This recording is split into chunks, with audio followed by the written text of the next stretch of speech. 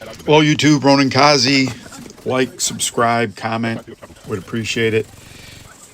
Have a legendary playthrough of Capital. I came into the game and a member of my former clan, or clan I belonged to, the person that recruited me in there, Erroneous Zones, EZ, invited me to a group to do a legendary course. I'm always down to do legendaries. Played with him several times. Great player, great person, great teammate. If you're interested in getting in a clan that, you know, he's running the dailies every day and those kind of things and moving on up, that's a great person to get involved with. And that clan was great. Everyone played, a lot of high level players, no pressure. I enjoyed it while I was in there. I probably left them so I could start doing videos. I didn't think it was fair to them to be in all my videos, me making content of them doing stuff. So I think one of the first videos I did was with a clan mate in there. We did one of those manhunts. And I didn't narrate it or anything, but I was like, I don't know if he would want that. And so I just got out of it. You guys better not nut up because I'll squirt you. My dogs, Caesar messing with Blue the cat. So in this part, I'm using my maximum skill DPS build.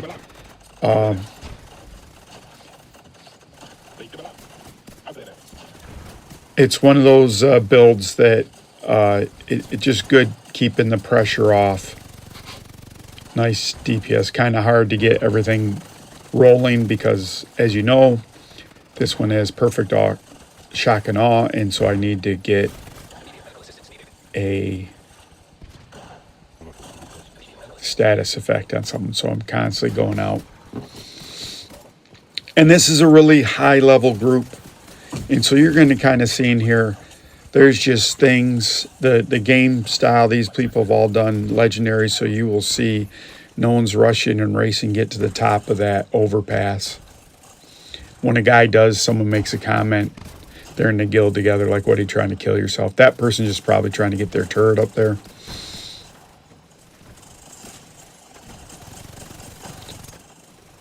And so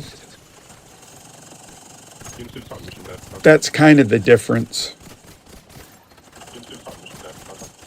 with people, is that, you know, when you've played this, you'll try to do some things, but you're not going to be married to it. Like, you're not. Recently, I had a video where I showed you we failed 3 times. And we just kept rushing up and trying to push through here, and you just can't.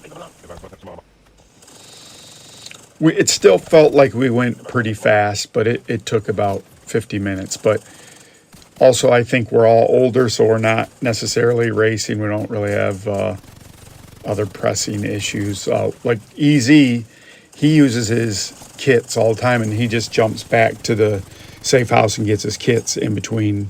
I mean, that's really a smart strategy. I don't know why I don't do that, but that's what he does. So he's using his kits all the time. You can see I don't use my kits nearly as much as I should.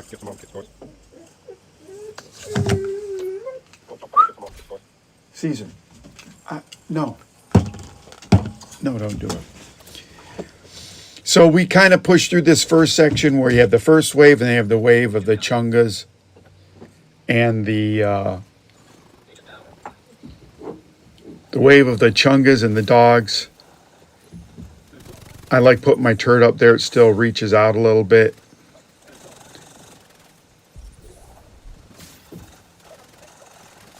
I think I changed my build. I don't know, but I got my pulsar on now. In this part, you can definitely pulse.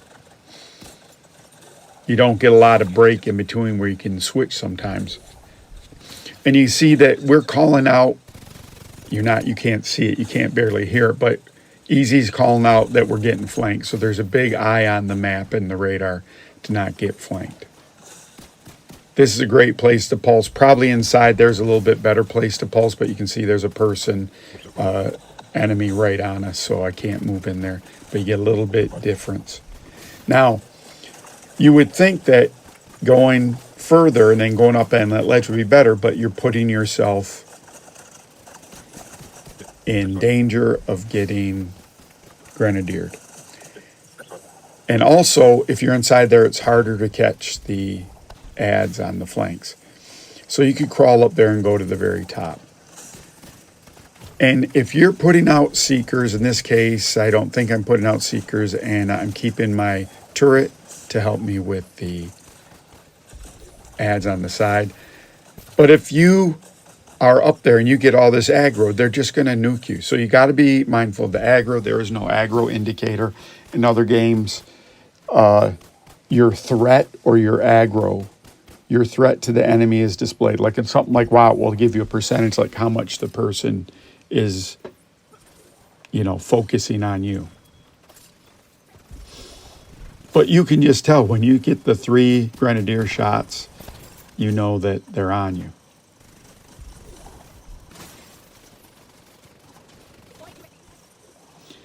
And what you're going to see, I'm not going to say that we don't die in here and we don't go down, because we do.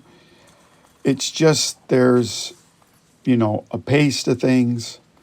And I don't want to say it's microseconds, because it's obviously more than microseconds. But it's not a lot of difference between going through. Let me hold on a second. There's a thing where you can roll through this gate and not open the gate. So what one of the guys wants to do is roll through the gate, and then he's going to go up and set his turret up. I volunteered to stay behind, and when he got in position, there's a primo spot up there that you can put your turret, like in the middle of that battlefield, so when it starts, but that guy starts it too soon. So now we got to go up here. He's a little bit frosty, easy, which is okay. And so I throw my turret there. That's a defensive position. And then I'm going to just start pulsing. And getting back to the amount of time, the difference between rushing and not rushing is like 3 or 4 seconds, per stage, let's say. And this is a nice build of things. We got like a max defensive person. You're going to see that he changes.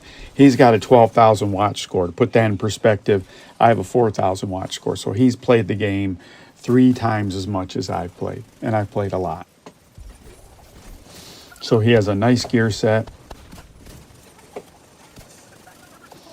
You can see in this gear set, this is just all yellows basically, I think. I have one blue, but everything's up to 16% expertise, so I have a little more armor. And with him up there, I'm going to push so I can get the... oh my gosh, I'm stupid. So I'm sorry. I cut some of this so you don't have to watch us walking. And the screen was dimming. So I didn't know what was going on because I'm a moron. Okay, so once you get to this wall and I'm in a pulse, I can pretty much guarantee you're going to make it to the final. Because I'm just going to pulse them to death here. So really it's that first part that I'm always worried about, and then busting this EMP here. So I eventually get rid of my turret because we're putting so much pressure on them, they're not even coming back here. If you don't put enough pressure on them, if it's only me, I have a turret there. Every once in a while, a person will walk back there and they get turreted to death. But we have a person doing sinkers, and he's about as fast as I am. So once I get in here, and this is slow going. It's not as fast as people going out there. But for the most part, we have 100% uptime during this. I'm going to go to Seekers now, and I'm going to start throwing Seekers.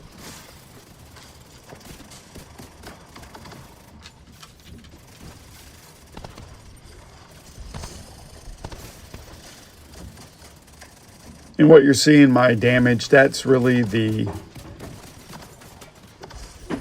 vial processing, procking off the jammer pulse.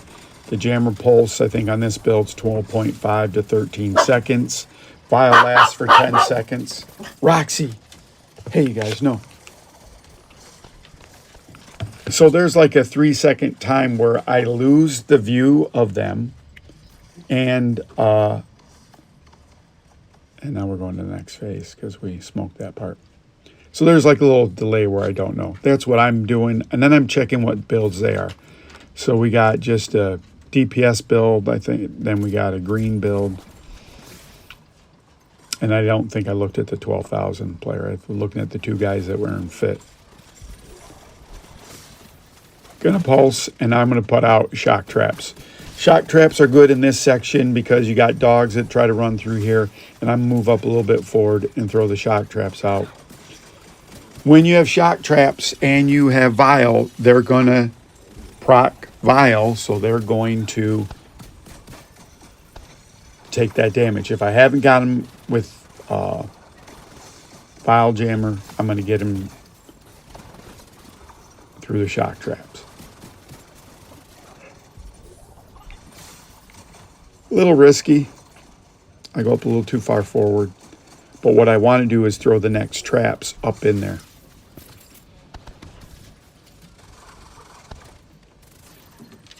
Because it just gives us some breathing room. The chargers can't stay. Sometimes it'll catch some drones, and it's a good kind of deal that way.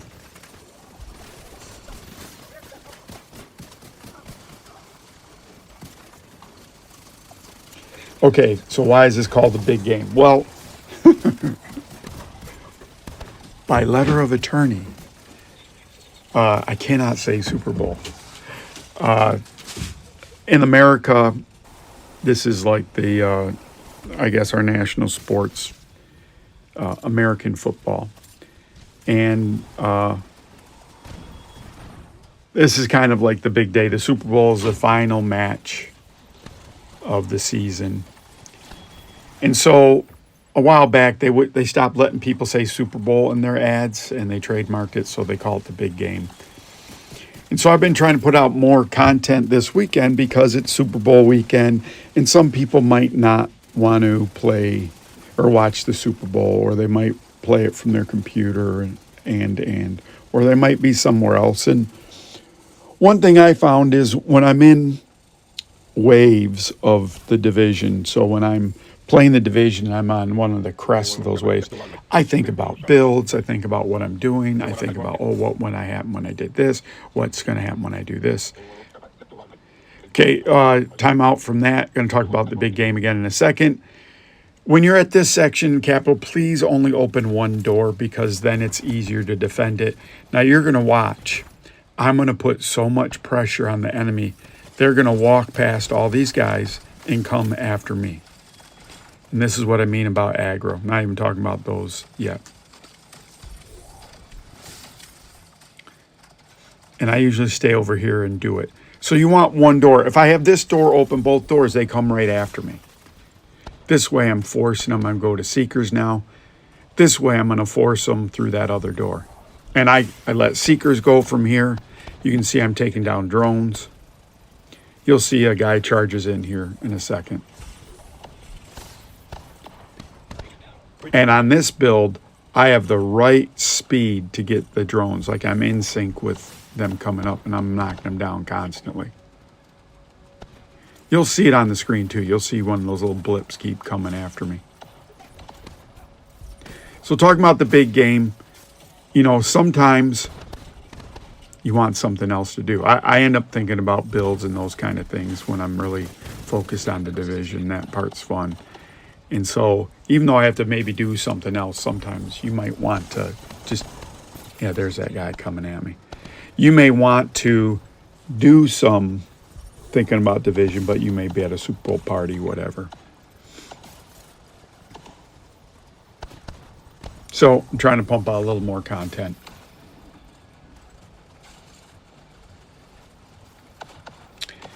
And kind of give you, for instance, why I do a lot of legendary videos. I helped the guy out, Call for Shepherd. I just helped him out this morning.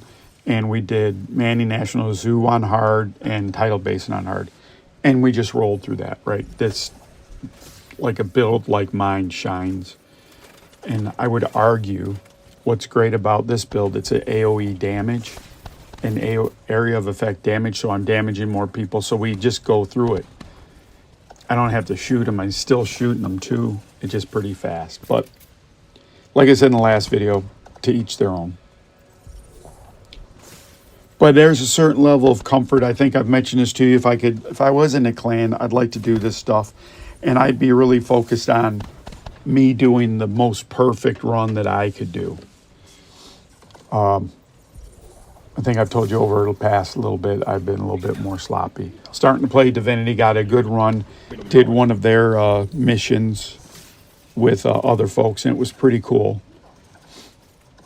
And as I was doing it, I'm thinking about the things I tell you here on the Division. What's the purpose of my build? How am I playing it? Am I being a good teammate? I don't know all the ins and outs of Divinity, but I imagine some of the gameplay in any MMO. I played enough MMOs to kind of figure out when I don't know what to do, I try to heal or make sure I'm hitting ads. And so that's the other big thing. Sometimes when I failed in some of these, people are focused on the wrong things. They're not focused on the ads. Last part of District Union Arena, the boss spawns with some ads. If you can't kill the boss, so you might as well take out the ads, but groups don't always do that first. But once you get the ads down, then the boss is relatively easy. That's exactly the same on Legendary Manny National Zoo.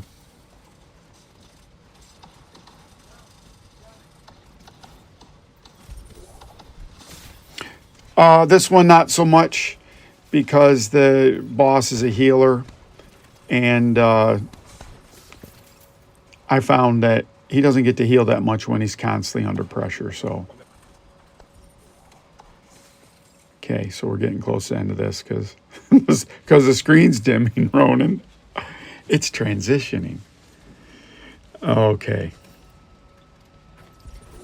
So, this is the section right before the end. I always go here and pulse because you can reach right from the spawn. A lot of people will make a joke, what are you peeing on the wall or whatever, but I go down there, run up to the wall, and then pulse. And then you see I probably have I can do 2 pulses for every, just about every seeker mine. And this has a lot of mechanical, technical stuff, so there's a lot of dogs in here, Johnny Fives and drones, so this is just pretty good. There you see Unbreakable proc. Now it becomes, for me, for my gameplay, so fundamental that I just have that on every single build. There's a lot of good chess talents, but Unbreakable makes you not really have to worry about heals.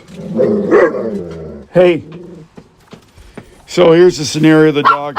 Hey, you're going to get squirted, Roxy. Everyone down. Rich85 wants me to dox the dogs more, so I got some pictures, so I'm trying to get a video. Caesar, don't even do it. Trying to get a video where I can put their faces in there. I'll figure out something. But letting it come to me. So this is relatively easy. It's boring to do this part of it. I think I've told you, my sons and I went through here, and we were all these, and it's too many jammer pulses are too much. I have a video, I don't know if I made it or if I'm going to make it, where I was in a group with someone that was also, he had the Eclipse Protocol build with Vile, but he kept getting off. I said, just keep doing your Vile jammer. And then I switched to whatever the gunner one is that makes you dizzy. So I was doing that. And that worked out really good. Those work okay together. All right, so we're through here. We're at the end. Now, for something completely different. Easy is a gentleman from Britain, so if you ever get to run with him, he has a British accent. And like America, the British accents are all different because they have different regions and they talk. They're to us, their tone is different, but I've worked with a few British people from the Midlands. They sound different than, the stereotypical person from the East End of London or something, which, TV in Hollywood has. So anyways, we're going to fight from here. I have the wrong build for fighting from here. I should have my max DPS build because they're going to walk up this bridge. And so I'm just like, this, I'm in the wrong. I just am wrong. One person goes over to the side. So it's a Charlie Foxtrot right off the bat. The problem with Vile Jammer in this spot is I'm not near anybody. There'll come a point where it's okay.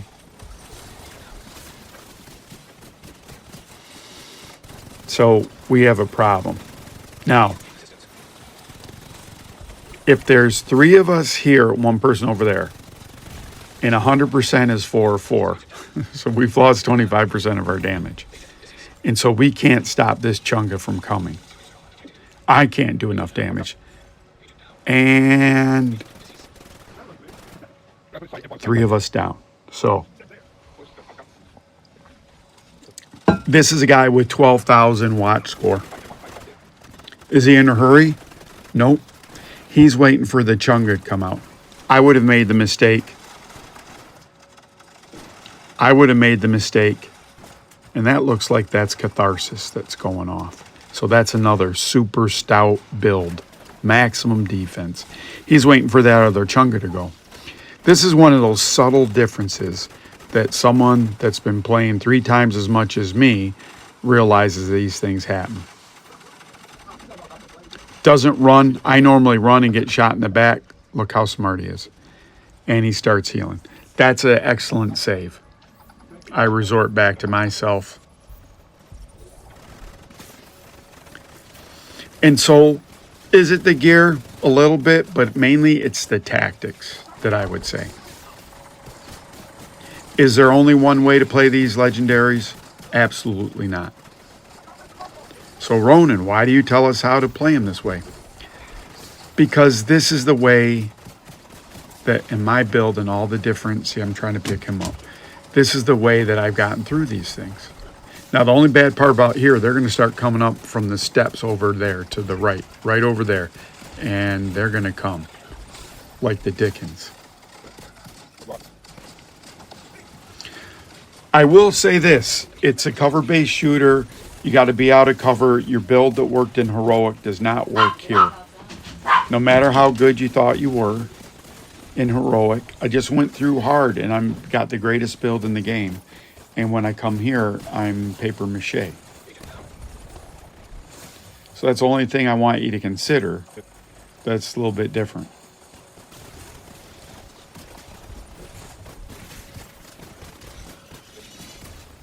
And they're going to be up over there nonstop. So here the pulsing's not bad, but I could have put a turret up over there and we would have been just as fine.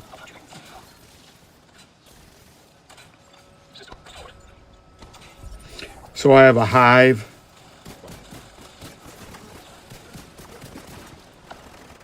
And jammer. And I was real cute, but they're shooting right on me. I have to get out of here eventually. I'm like, I'll just get next to these cans. I'll just start doing it. And that guy lights me up. So I want to thank everyone. It's been great. Enjoy the big game. This is your big game too. How you play it, that you're successful. Are you accomplishing the things you want?